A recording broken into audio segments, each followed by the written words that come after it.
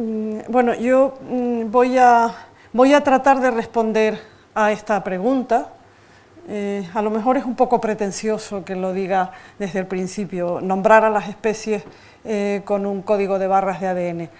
Parece fácil y parece una cosa que no tiene que tener tanta complicación, pero bueno, tiene su aquel, como veremos. Los que trabajamos en organísmica podemos tener muchas aficiones o muchas líneas de investigación o muchas líneas de trabajo, pero desde luego dos de ellas son siempre nombrar las especies y también contarlas y situar las especies en el árbol de la vida, es decir, trabajar en evolución y poder entender cómo se ha producido esta hasta llegar a los organismos que hoy tenemos sobre el planeta. A ver, hablar de especies, cuantificando un poco, el número de especies que se estima que hay en el planeta son estos 14 millones de especies. Este número es un número, ya digo, estimado, pero que tiene bastante consenso, es un número que ha sido bien admitido por la comunidad. Cierto que siempre hay quien discrepa y dice que hay 5 millones más y hay alguna otra publicación que dice unas cuantas menos, pero en cualquier caso el número tiene consenso y lo admitimos un porcentaje muy alto de los que trabajamos en estas cosas. Además, yo lo admito con especial afecto porque el número de hongos, que es, como ven por aquí, es 1,5 millones, ha sido estimado por un colega próximo con el que trabajamos mucho, mi grupo y yo, y bien, Oxford tiene un trabajo excelente y ahí lo llevo a plasmar. Como ven, entonces, la mayoría de las especies que viven en este planeta son insectos. Y si a los insectos le sumamos los arácnidos, que es el color azul más oscuro, pues casi todo lo que hay son insectos. Lo demás, ya si bajamos un poquito, hongos. Y luego pequeñas otras cosas, entre los cuales estamos por aquí los vertebrados. O sea que casi nada, casi nada. Es decir, cuando hablamos de números y qué hacer con las especies, cómo identificarlas, todo lo que tiene que ver con las especies, hay que mirar mucho a los insectos y hay que mirar mucho a los hongos. Y las cosas con ellos no son lo mismo que con los grandes organismos que conocemos. Son a veces más difíciles y a veces distintas. Así es que yo digo que a los que nos interesan estas cosas tenemos dos tipos de planteamiento. Uno de ellos es identificar y el otro es colocar en el árbol de la vida, es decir, situar evolutivamente los distintos grupos de todo tipo, vegetales, animales, lo que haya que hacer. Yo me voy a referir sobre todo a vegetales y a hongos, básicamente lo que entendemos como botánica, ¿no? Identificar las especies, claro, yo parto del supuesto que los que estamos aquí estamos interesados en las especies, o sea que nos parece interesante identificarlas. Pero claro, ¿para qué? Pues lo mismo que las estrellas, para empezar, porque están y son diversas y por algo piensa uno que están, porque la evolución ha llegado a producir tal cantidad de riqueza, tal cantidad de diversidad, que eso atrae. Solo eso es un motivo interesante. En segundo lugar, por lo que significan en el planeta la diversidad de las especies, que sabemos cada vez más de eso. Y luego hay todo un catálogo enorme de razones muy concretas y precisas por las que las especies nos interesan. Algunas de las cuales son por sus aplicaciones, faltaría más. Las aplicaciones en medicina, las aplicaciones en farmacia, las aplicaciones en agricultura, casi todos los adelantos en estos tres grupos de ciencias en alguna parte cuentan con las especies, con la identificación de las especies, el control de enfermedades, el uso en la agricultura, el uso en la agricultura me refiero ya enfocado a plagas o enfocados a control biológico, etcétera, etcétera. También en términos básicos, porque la evolución, la ecología y la sistemática se fundamentan en la identificación correcta de las especies. Y también la protección, por supuesto, la protección de las especies, primero hay que conocerlas para poder protegerlas y parece evidente, ¿no?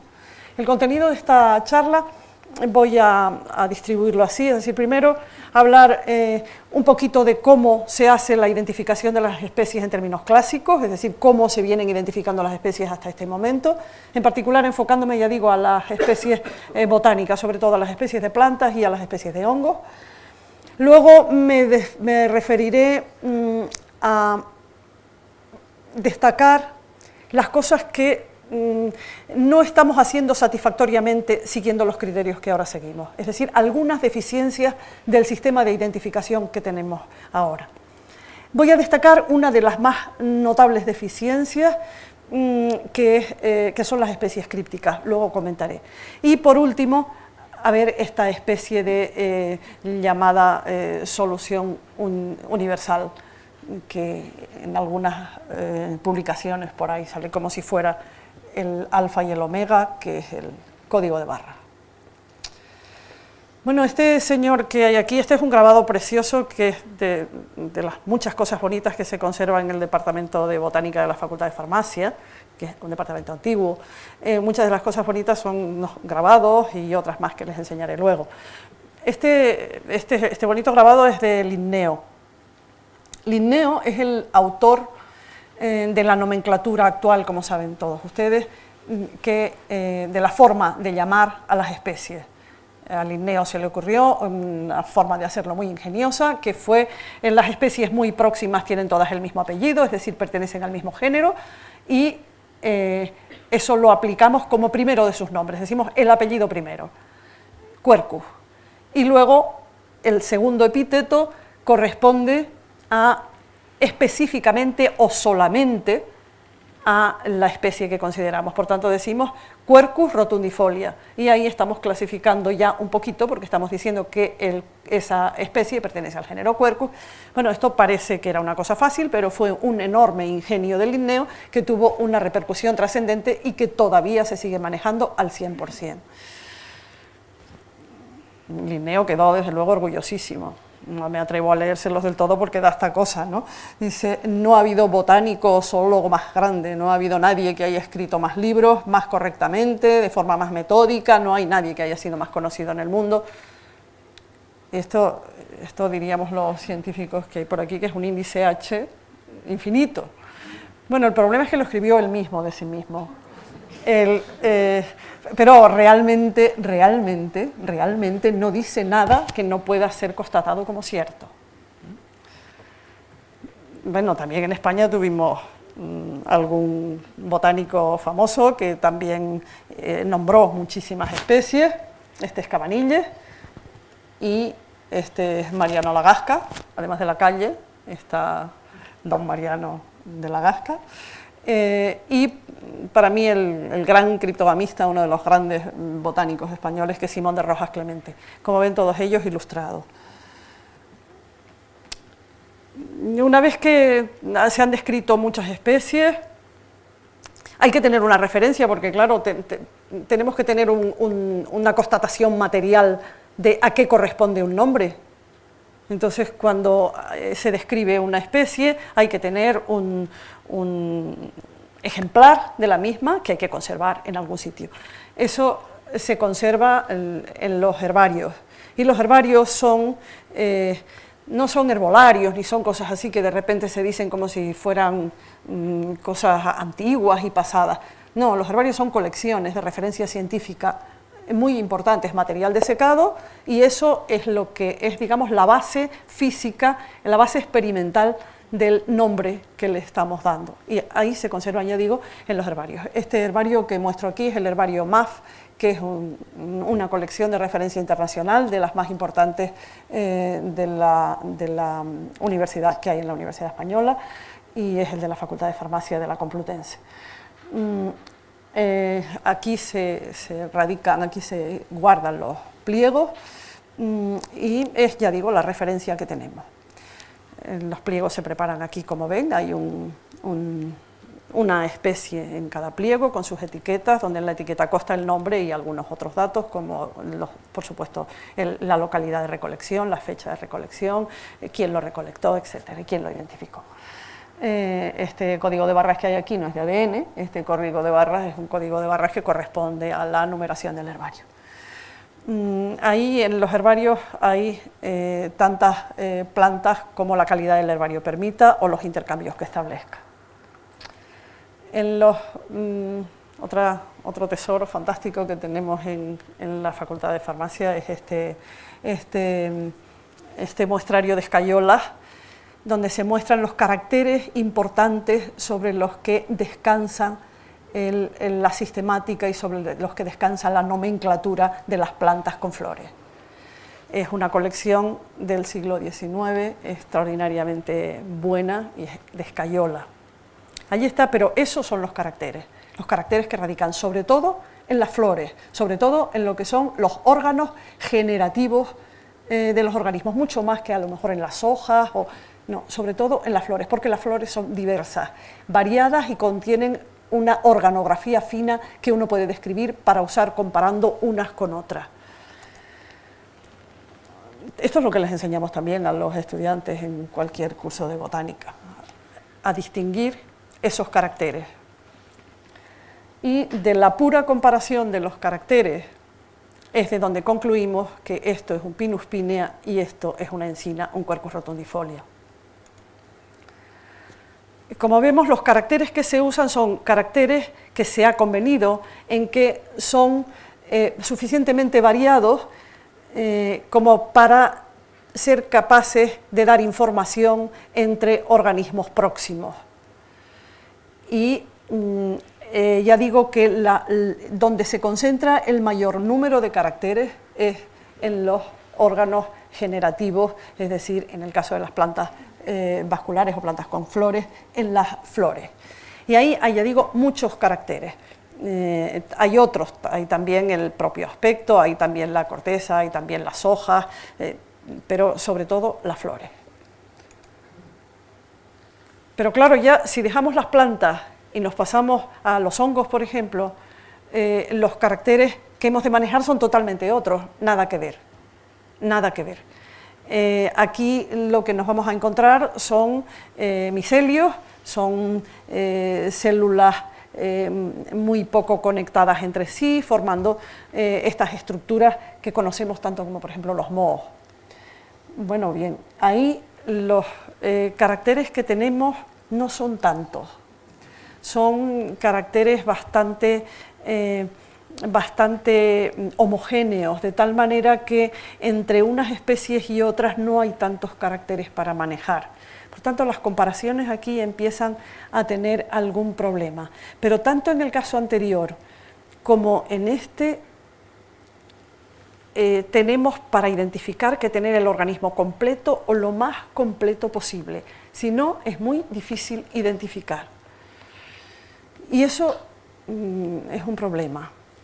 Por tanto, yo acuso hasta ahora dos deficiencias en el sistema.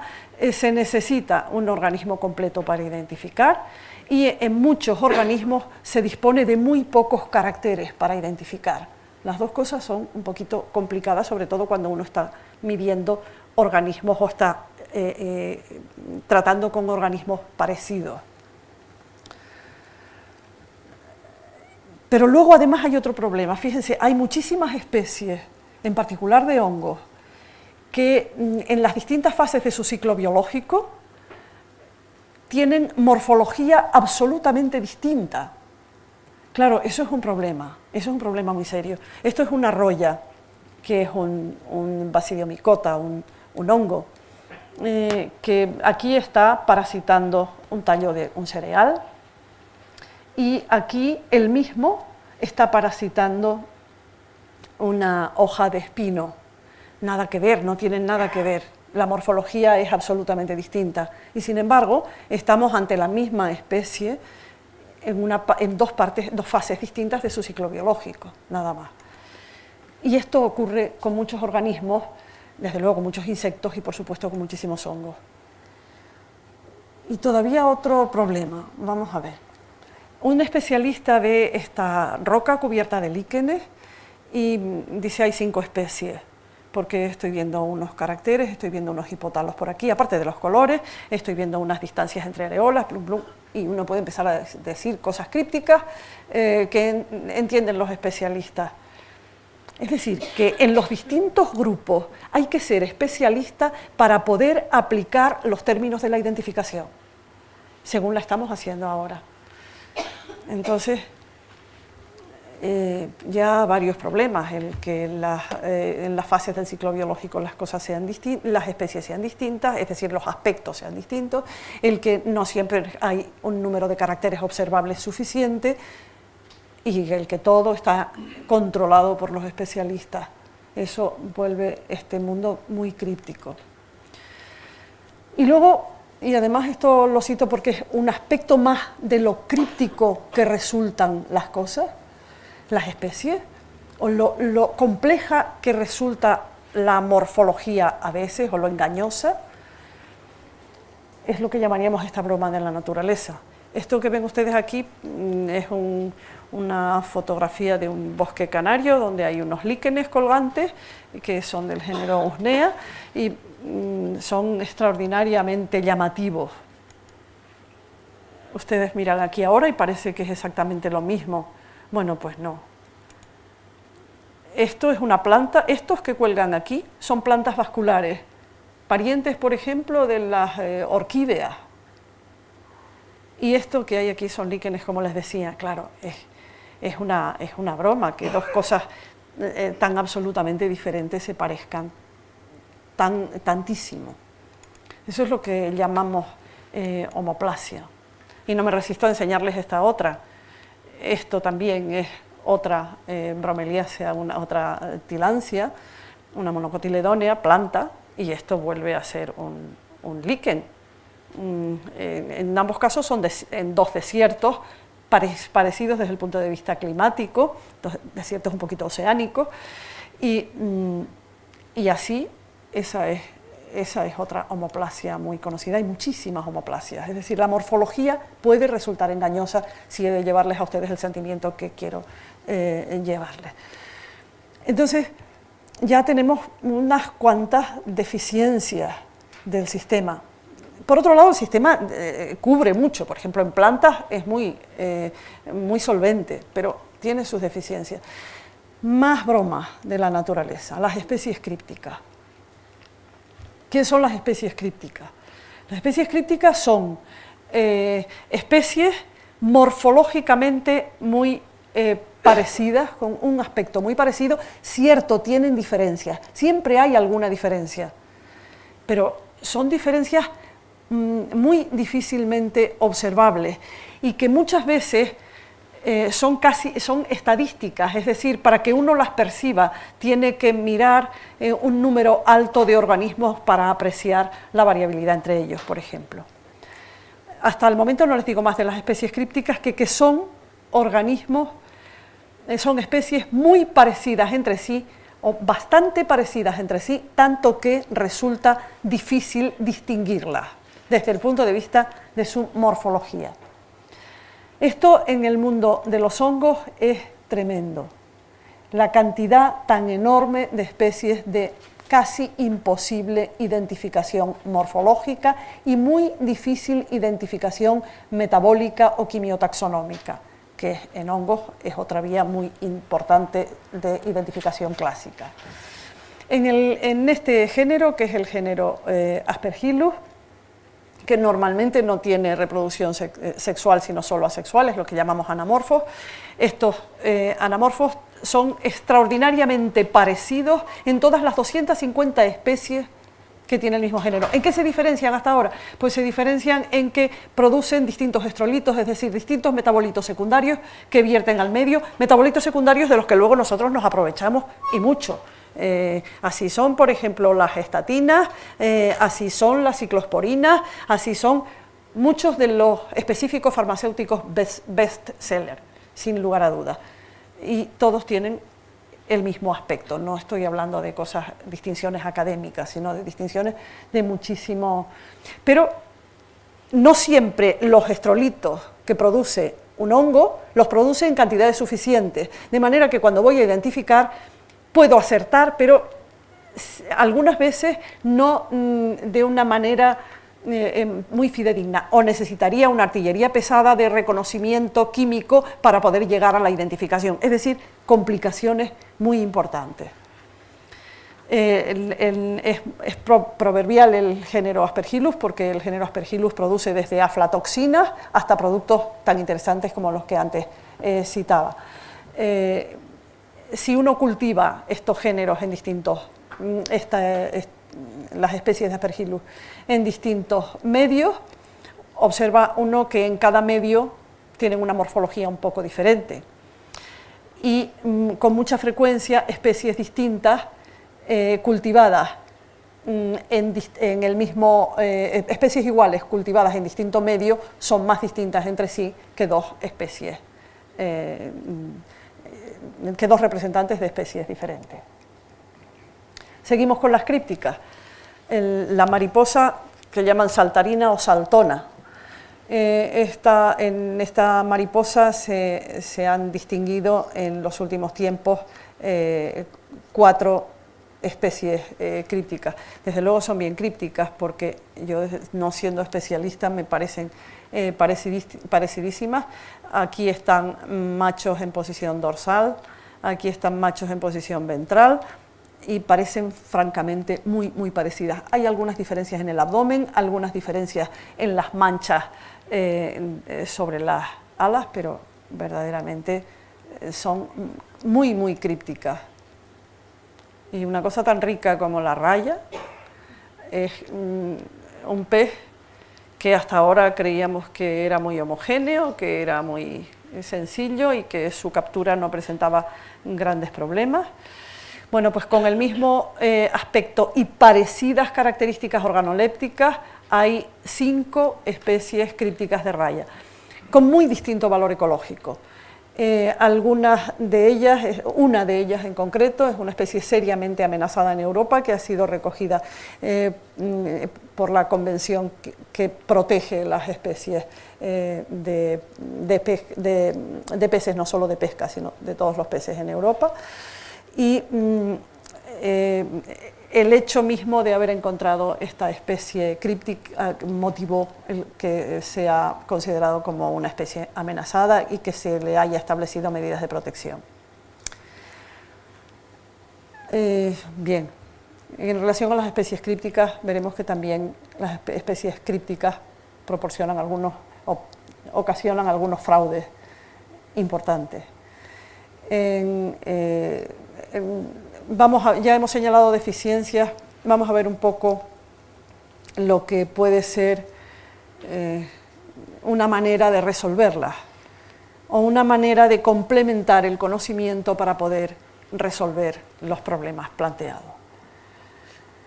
La renovación en este enfoque no se produce de repente, se trata de ir un poco más allá que la pura descripción morfológica, que ya de por sí tiene mucha importancia, pero lo primero que se comienza es a barruntar que seguramente el mantenimiento de distintas semillas, de distintas poblaciones y poderlas germinar en cualquier momento, eso puede ser base de una nueva o una manera más completa de identificar.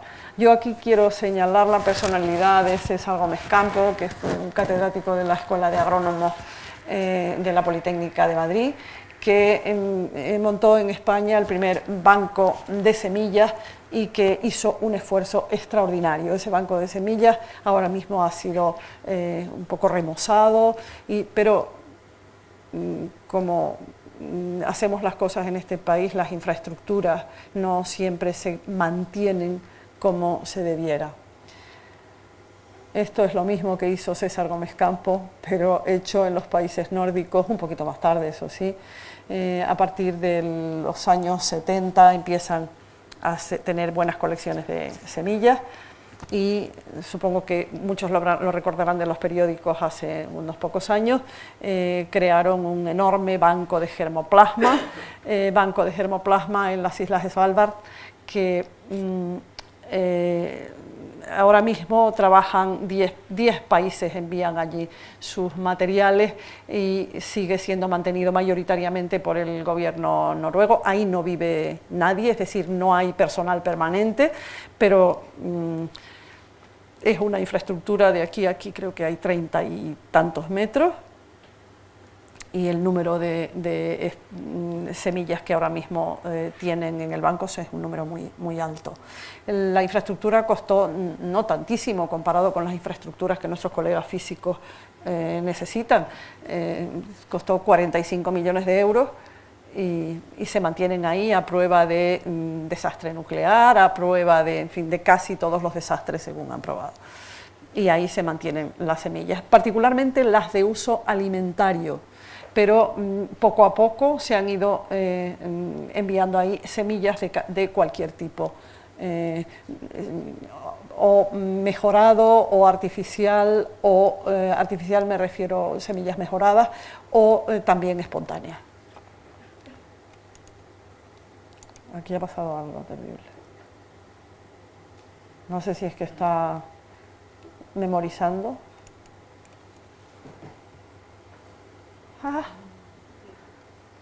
Algo terrible ha ocurrido. Le doy a escape y vuelvo. No se puede abrir el archivo. Sigo, a ver. Yo sigo. No. Bueno, vuelvo entonces a cómo se han renovado los herbarios. Los herbarios también se han renovado. Es decir, no solo aparecen los bancos de semilla, también se renuevan los herbarios. ¿Cómo se ha renovado este herbario? Pues este herbario se ha renovado ampliando en un laboratorio que no es un laboratorio muy importante ni de grandes infraestructuras, pero que es capaz de aislar ADN, es capaz de hacer amplificaciones en segmentos del ADN conocidos y es capaz de, por tanto, secuenciar al fin el material que queramos. Es decir, es capaz de obtener datos que no solo son morfológicos, sino que son datos genómicos de las especies que queramos.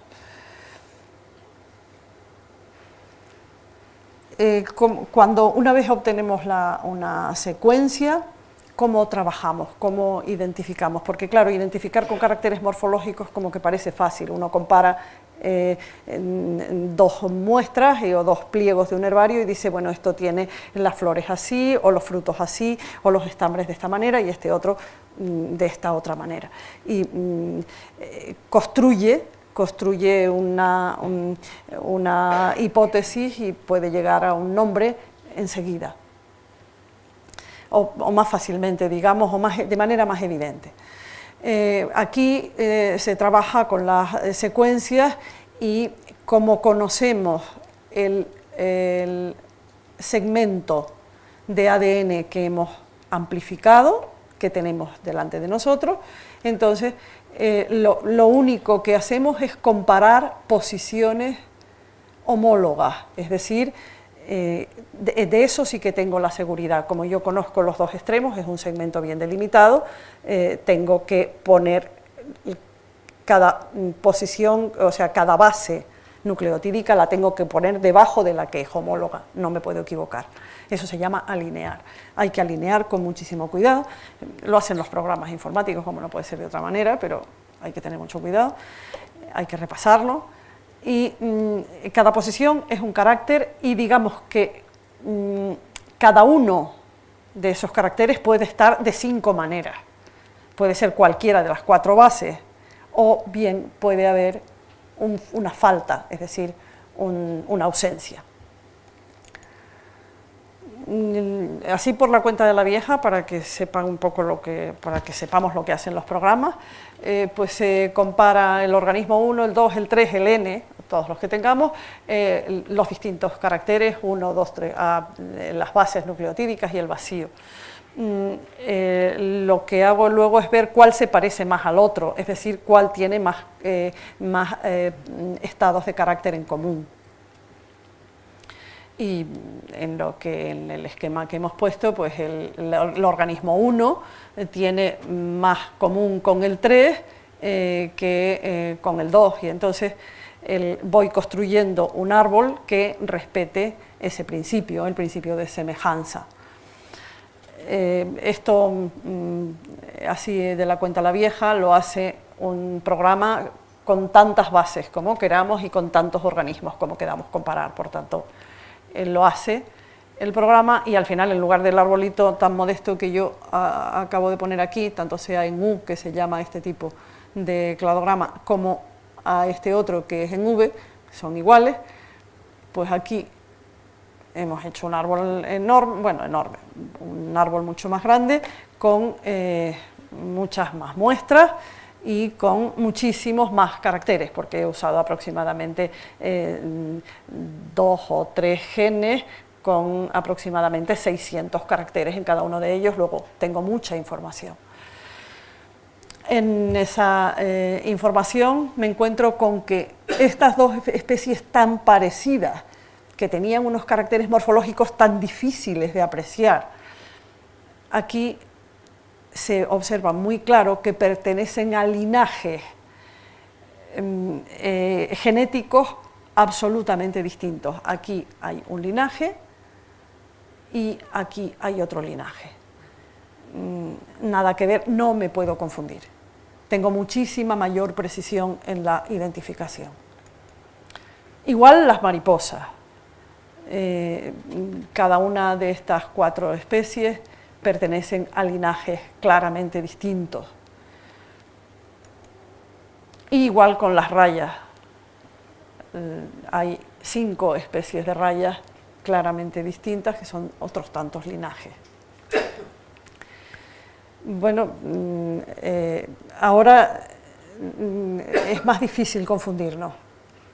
Esto es un trabajo, es que es muy gracioso.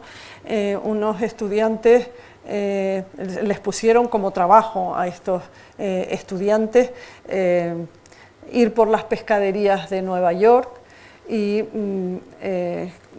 ir tomando trozos. Hubo un poquito de lío porque al principio no habían avisado y casi tienen un problema jurídico legal importante. Cogieron trocitos de pescado y los analizaron, los llevaron al laboratorio en una práctica, y en las prácticas apreciaron que un porcentaje importante, muy importante, de lo que se estaba comercializando bajo el mismo nombre no era lo que se decía. Es decir, había confusión. En la mayor parte de los casos era, desde luego, confusión del comerciante. El comerciante no era el que lo estaba vendiendo, no tenía el problema, era el que se los había suministrado. En todo caso, ahora mismo el Instituto Nacional del Consumo este tipo de prácticas las hace normalmente y se hacen como inspecciones bajo demanda con frecuencia. Entonces, el progreso metodológico, es decir, el poder hacer estos árboles con mucha precisión y con un paquete de muestras muy grande, y el progreso tecnológico que nos ha permitido hacer una cosa muy sencilla, que es la amplificación del ADN en casa, con unos aparatitos muy pequeños y con unos laboratorios bastante modestos, nos permite poder usar los caracteres genómicos, como decía. Nos permite, de momento, poder usarlos. Esto en 2007 parece que fue como una revolución en un periódico, en una revista tan importantísima como el The Economist. En septiembre del 2007 salió a toda página que ya habíamos resuelto el problema de la identificación de las especies. Bueno, hombre, tanto como resolverlo no lo hemos resuelto. El código de barras, ahora veremos lo que es una propuesta que es un paso más, que va encaminada a que podamos identificar con muchísima mayor precisión y con muchísima mayor objetividad y con otras ventajas que ahora comentamos. El código de barras, la primera vez que aparece en la literatura, es en el 2003. En el 2003 se propone, la gente supongo que lo leyó, diría, bueno, vale, ya veremos, esto es ciencia ficción, pero desde luego ya en el 2007 hay mucho más, ha madurado muchísimo la idea. En realidad el código de barras consiste en esto que aquí les he sintetizado, es una etiqueta de una secuencia cortita o dos, ahora mismo se habla que casi seguro, es prácticamente imposible llegar a tener una sola, habrá que tener dos, quizá en algunos grupos hasta tres. Son segmentos estándar del genoma que hemos seleccionado para que hagan de etiqueta, y esos segmentos son unos segmentos pequeñitos. Esos segmentos pequeñitos se suministra de manera general los procedimientos y los protocolos que han de utilizarse para llegar a obtener esa secuencia, y por tanto todo queda perfectísimamente comparable. El sistema tiene que proporcionar la posibilidad real de que pueda ser aplicado por no especialistas. Es decir, que cualquier administrador de un parque, es decir, cualquier director de un parque natural pueda tener acceso a, en un mínimo laboratorio, poder identificar igual los líquenes que los insectos, que las plantas vasculares, que lo que tenga allí, y poder saber exactamente el estado de sus especies o el estado de aquel parque, desde el punto de vista de identificación. Asimismo, en cualquier centro de medio ambiente de un ayuntamiento o en cualquier centro de medio ambiente como el Instituto Nacional de Consumo, donde tienen cosas de mucha responsabilidad que resolver, las especies se pueden resolver por este camino, utilizando una etiqueta muy sencilla y muy general. Además, otro problema que resuelve el código de barras y la identificación molecular en general es que no trabajamos con los organismos completos, basta con utilizar un fragmento mínimo de cualquier material biológico. Eso es un gran avance también. Y esto, digamos, es lo que hay, lo positivo, las puertas que se abren y lo que estamos tratando de llevar a la práctica. Este procedimiento también, bien utilizado, y aquí ya digamos sí por especialistas, ayuda a identificar especies en los ambientes más difíciles y más difíciles de abordar, sobre todo, por ejemplo, materiales microscópicos, etc.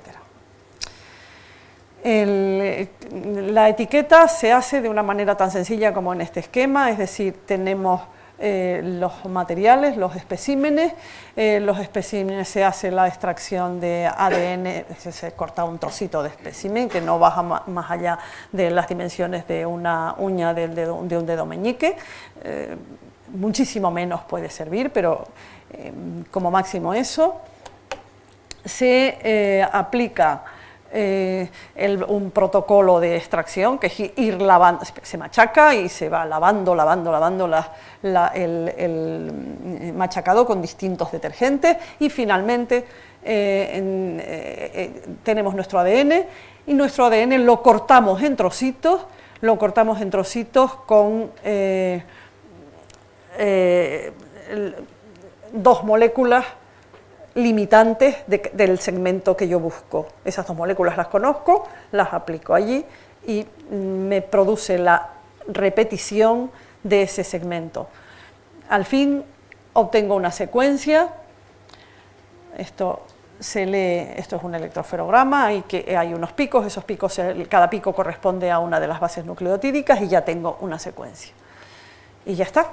O sea, ya tengo la secuencia, si he aplicado un par de cebadores adecuados, un par de iniciadores adecuados, al final tengo una secuencia adecuada. Vale. Pero ¿cómo van las cosas? Las cosas van bien, pero no están terminadas. En primer lugar, hay que, la primera conclusión a la que se ha llegado tras muchas horas de trabajo de muchos grupos de investigación es que en cada gran grupo de organismos las etiquetas han de ser distintas. Hay una de las posibles etiquetas, es lo que se llama el segmento ITS. Ese es un trocito bien delimitado del ADN ribosómico. Es el más general, digamos la etiqueta más general. Luego hay otras etiquetas complementarias para cada especie. En los hongos son de un tipo, en las plantas vasculares parece que ya hay acuerdo en que sean de otro, es decir, lo que van más adelantados son las etiquetas hechas para animales, en particular peces y aves. Prácticamente, bueno, ya existe el banco de etiquetas y uno no tiene más que ir allí y comparar con lo que hay allí la especie que quiero etiquetar.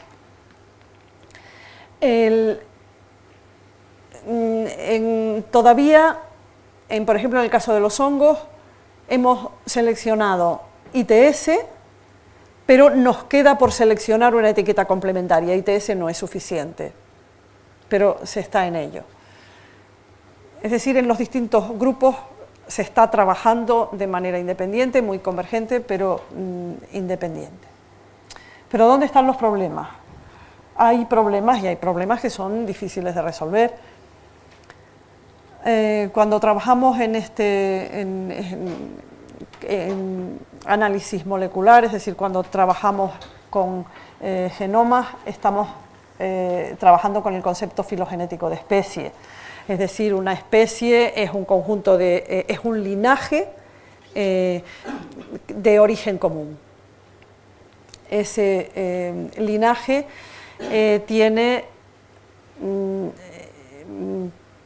puede tener un linaje hermano y a su vez puede, y de hecho procede, como es normal, de otro. Miren aquí, por ejemplo, aquí tenemos todo, estoy hablando de la misma especie, no hace falta que nadie tenga que leer, porque estoy hablando todo el tiempo de Parmotrema reticulatum. He construido el árbol y en la construcción de este árbol me encuentro que aquí esto puede ser un linaje, esto puede ser una especie. O esto puede ser una especie y esto otra especie. Claro, no lo sabemos. Hay que poder delimitar los linajes.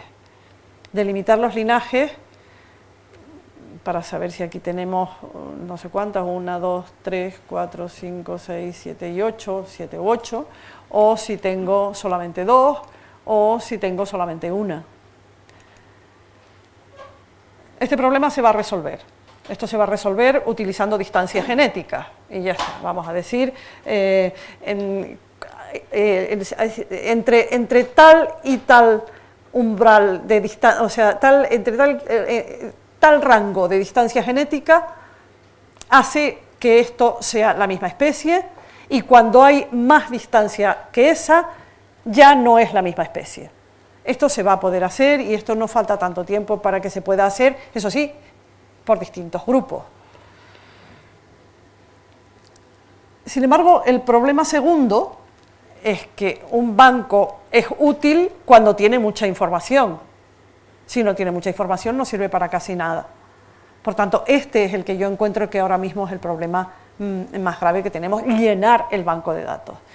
Se trabaja mucho, se trabaja muy deprisa, pero no mucha gente. Hay un consorcio internacional en que todo el mundo está coordinado, nosotros lo estamos desde el 2010, que es cuando empezaron a trabajar los hongos, y es decir, que hay 50 países, todo el mundo trabajando, en distintos grupos. Pero hay todavía mucha discusión, no hay mucho dinero, ahora vendrá la crisis, en fin, no sabemos. Eso es lo más grave, eso es lo más serio, el que haya disponibilidad en el banco. Entonces, ¿qué haremos en el futuro?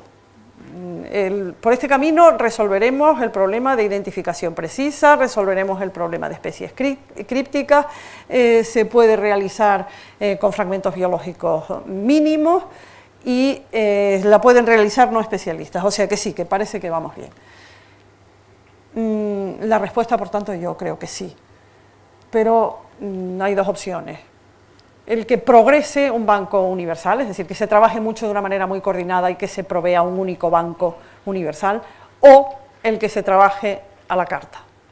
Es decir, si el banco no progresa lo suficiente, la opción 2, que es menos deseable desde luego, sería que se trabaje por grupos, digamos especies. Aquí hay un problema con estas especies alimentarias. Se procede a hacer una etiqueta molecular y analizar el conjunto de las especies parecidas. Esto saldrá muchísimo más caro, pero es un camino. Igualmente con las especies patógenas o con los hongos o con los hongos de la piel, en fin. Así se podrá hacer, pero se hará peor. Y eso es todo. Muchas gracias.